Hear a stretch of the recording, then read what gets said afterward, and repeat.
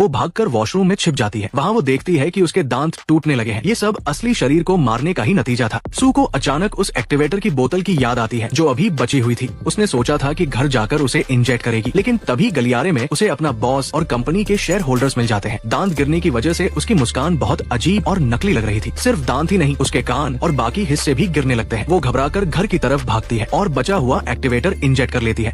सू अब पूरी तरह से एक मॉन्स्टर बन चुकी थी। सामने सू का बिगड़ा हुआ चेहरा था और पीछे की तरफ एलिजाबेथ का अपने मन के जुनून के चलते वो तैयारी करती है। आज रात की न्यू ईयर पार्टी में जाने की वो अपनी नीली ड्रेस भी पहन लेती है और अपने चेहरे पर अपनी ही एक तस्वीर चिपका लेती है। फिर वो ऑफिस पहुंचती है। वो ख्यालों में खो जाती है कि सब उसकी तारीफ कर रहे हैं, लेकिन असल में वहाँ गलियारे में कोई भी नहीं था। तुम्हें निराशा नहीं होगी, वो मेरी सबसे खूबसूरत रचना है। मैंने उसके लिए कामयाबी बनाई है। जैसे ही स्पॉटलाइट जलती है, एलिजाबेथ स्टेज पर खड़ी होती है, लेकिन तभी चेहरे पर लगी तस्वीर अचानक गिर जाती है। उसका डरावना चेहरा देखकर वहाँ मौजूद सभी लोग पल भर में डर जाते हैं। इस अफरातफरी के बीच एलिजाबेथ जमीन पर गिर जाती है। कोई यकीन नहीं कर रहा था कि वो सू है और नहीं कोई ये मान रहा था कि वो एलिजाबेथ है। वो उठकर कुछ समझाने की कोशिश करती है, लेकिन उसे सीधा सिर में गोली मार दी जाती है। खून तुरंत दर्शकों पर जा गिरता है। डायरेक्टर ने हजारों लीटर नकली खून का इस्तेमाल सिर्फ विजुअल इफेक्ट्स के लिए नहीं किया था, बल्कि ये डायरेक्टर का असलियत के खिलाफ एक तरह का विरोध था। समाज में औरतों को उनकी खूबसूरती से आंकने वाले भेदभाव के खिलाफ एक आवाज थी। ये एंटरटेनमेंट इंडस्ट्री पर भी एक तंज था जो पैसों के दम पर एक्टर्स का शोषण करती है और तो और ये हमेशा जवान दिखने की झूठी सोच का पर्दाफाश भी करता है। खून के छींटों का वो पल समाज की हर गलत सोच पर सबसे सीधा हमला था। एलिजाबेथ स्टेज के बीचों बीच खड़ी होकर अपनी ये शानदार परफॉर्मेंस पूरी करती है। इसके बाद वो सड़क पर आ जाती है, जहाँ उसके शरीर में एक जोरदार धमाका होता है और वो मांस के चित्रों में बदल जाती है। लेकिन इसके बावजूद उसका चेहरा हिलता रहता है और आखिरकार रेंगते हुए